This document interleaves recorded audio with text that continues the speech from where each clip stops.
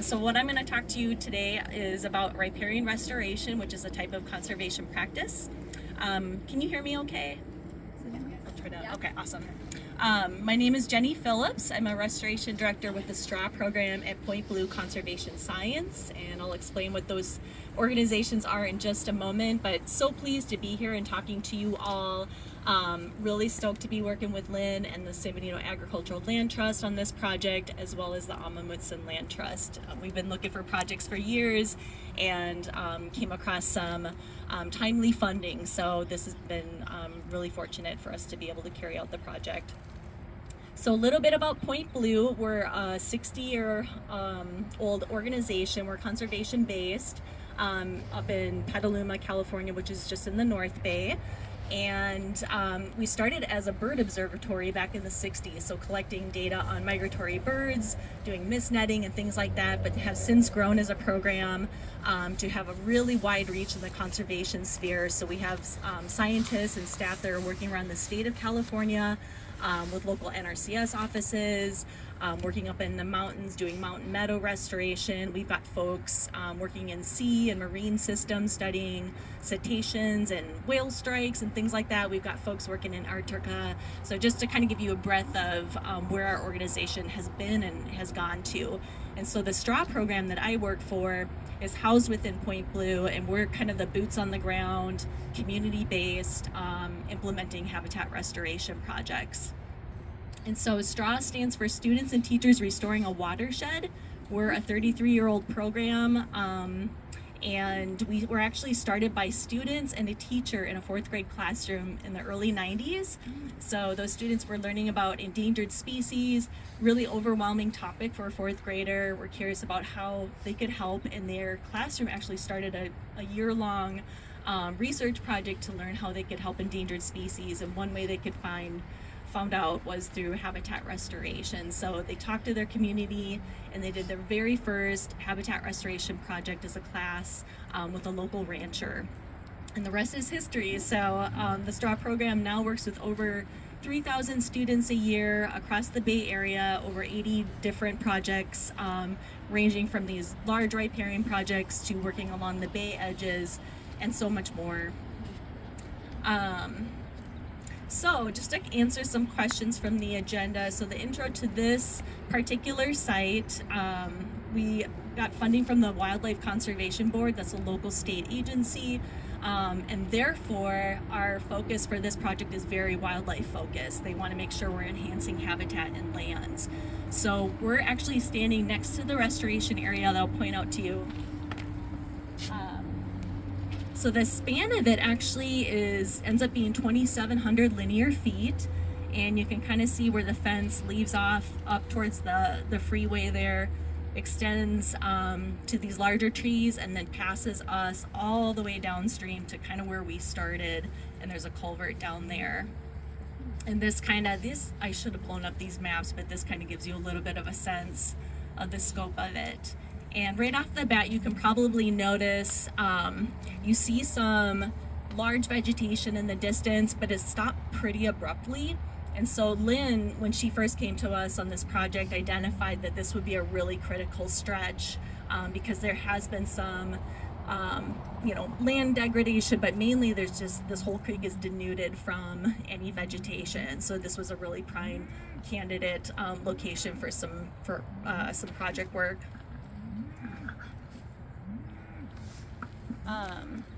So what we're doing here is planting a variety of trees and shrubs and herbaceous species to benefit mammals, birds, pollinators, and so forth.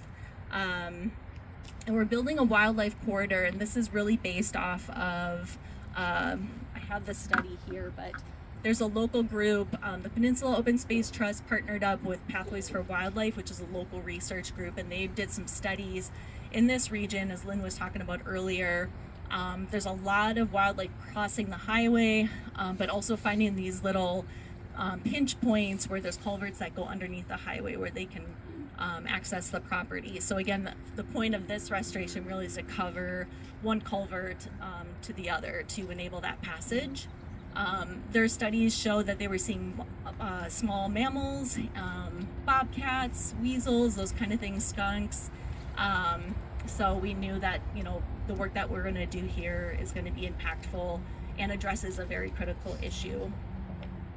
By planting trees and shrubs and all sorts of different species, we're introducing structural diversity. So that helps, again, bring in different species of animals.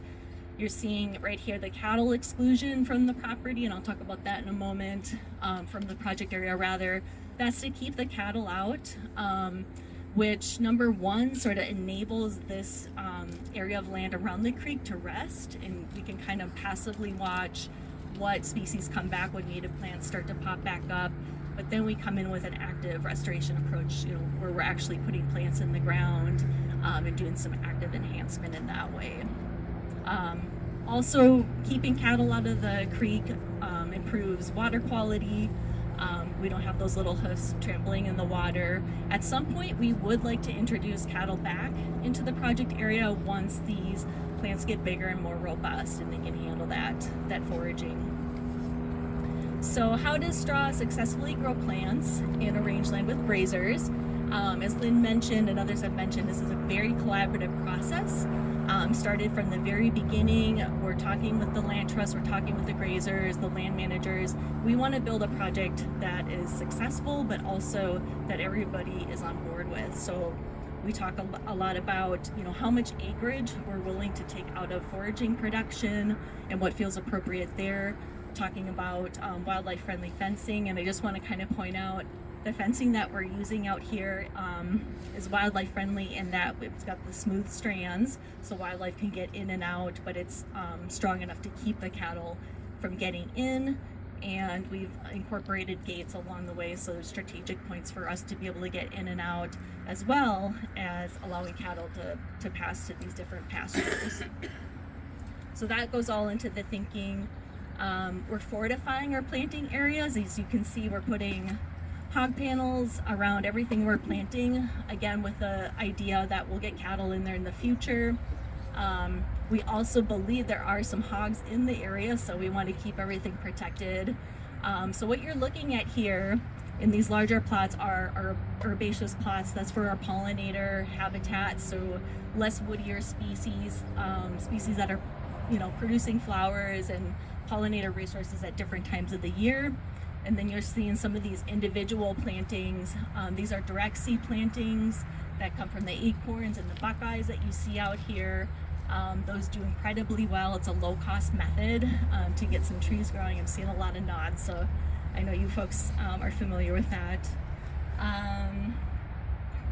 Then there's actual growing and maintaining of plants. So how do we get all these plants in the ground?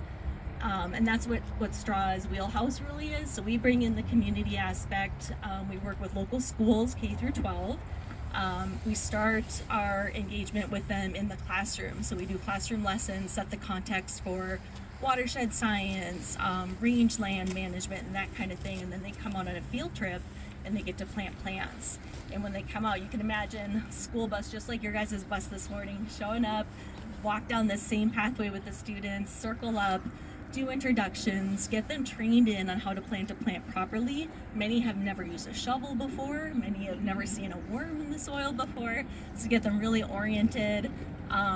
Once they learn how to plant a plant, they break up into groups and they plant for the rest of the day, and we supervise, incorporate that environmental education piece into it too. It's really fun. We not only work with student groups, but we've worked with local community groups. We had volunteers out on MLK Day, putting in some willow sprigs. We've worked with Dominican and Land Trust has a Native Stewardship Corps group that we've had out here working on some site preparation, and we've worked with Monterey Bay's Conservation Corps. So just kind of listing out some ideas if you ever get involved in a project like this. Lots of local resources to bring in your community groups. What else? Oh, the other successful piece of this project is the follow-up maintenance, and this is a big consideration for land managers that take on conservation practices and all that follow-up. and upkeep. And that's something that our program excels in. Because we're a nonprofit, because we're grant funded, we make sure these projects are funded for at least 3 years, so we can come back summer after summer, take care of these plants, make sure they're getting water, make sure they're getting weeded. This is the most critical part of the project. And we're working with Lynn and other partners right now to get the irrigation infrastructure set up. So thinking about, do we want to get a tank out here? Could we plug into the trough? And, so those are all the considerations we're thinking about right off the bat. And weed management, now that we've blockaded an area off from the cattle, you're going to get your weeds and your thatch piling up. So how do we take care of that and manage that together? So those are some of those big conversations we have in the beginning. And because of our work, it alleviates the grazer and the landowner, so hopefully they're not having to spend a whole lot of time managing a project like this. And so, is there a role for grazing at restoration sites? Absolutely, as you all know. And we think about grazing, reducing those unwanted species, those weeds that are popping up. The thatch is a really big issue, getting too much grass and other vegetation laying down, making it hard for water and rain to penetrate the soil. You want to open up areas so that we're getting more biodiversity. Grazing, especially here in California, can help with wildfire resilience and cutting back large fuel loads and things like that. And then cattle just being very important for the local economy and the heritage of this region and the regions that you all work in. And this is something we really emphasize when we're working with community. Yes, we're doing conservation, yes, we're planting plants, but this is all a group effort. And we want people to understand, where some of their food comes from and why cattle are important that way. Couple more things though. Another question, what does how we're planting all of these plants is they have gone through the property and done some seed collection, propagule collection, grown these plant species in a native plant nursery, and that's what we're out planting here with students. And they've been really critical in co-designing the project, thinking about the placement of where species should go, how do we look at succession in a project like this, and that sort of thing. Lastly, thank you for listening. Some cons of working on a property with multiple managers. Obviously mentioned this earlier, but just decreased, foraging opportunities. So really thinking through that. For projects where we're bringing out community members, just willingness to have volunteers on your property. Some, ranchers don't want to do that, and that's completely fine. But something to get ahead of. And then the availability to collaborate. So even though collaboration is great, it does take a lot of time. There's a lot of coordination that goes with it, but in the end, very worth it. So thanks for listening. Yeah, I'll open it up to questions. Yeah, I think we have time for one question and then we should Okay, awesome. But you're gonna be with us as we move to the next spot, right? Yes, feel free to chat with me as we walk. I've got some resources back at my truck too, and then like I say, scan this QR code, to learn more. Yeah. How scalable do you think this approach is, or how scalable do you envision it being? You described a lot of coordination and a lot of work for a relatively small area.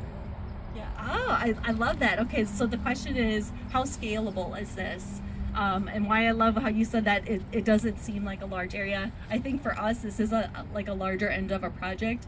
Scalability is really dependent on the funding and the time frame. So for our funding, the cycle runs through 12/31/26. So we don't have a lot of time, unfortunately, and then the limited funding. So it's kind of why you're seeing patches of intense or more dense plantings versus like we're covering the entire area. The hope is we get some of these patches going. They self-proliferate, the birds come eat the seeds, they poop them out, they do their thing. With more funding and more time, we'd love to do more. But that just kind of touches on an answer for your question. Thank you. Thank you.